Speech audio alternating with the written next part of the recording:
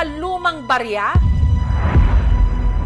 May natanggap kasi kaming impormasyon na meron daw grupo ngayon ng mga coin buyer na nakaistasyon sa isang apartment sa Loyola, Quezon City.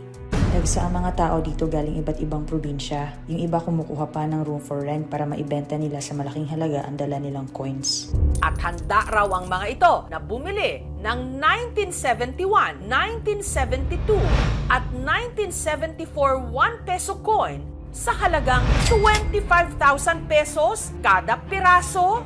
O yun, sabi mo mamaya para mas kapapot. Kailangan yung halikan.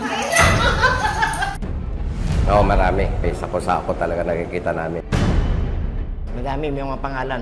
Ang mga baryang gusto daw bilhin ng mga buyer, mga 1972 at 1974 1 peso coin. Ito ang mga baryang sa harap, naka-side view si Dr. Jose Rizal. Sa likod naman, makikita ang sagisag ng Republika ng Pilipinas. Pero ang pinakamailap daw sa coins na hinahanap nila, yung taong 1971. Si Rizal din ang nasa harap nito. Sa likod, makikita ang nakabuklat nitong nobela na No Limit Tangere. Sino ba naman ang hindi raw masisilaw sa 25,000 pesos na palitan kada lumang barya?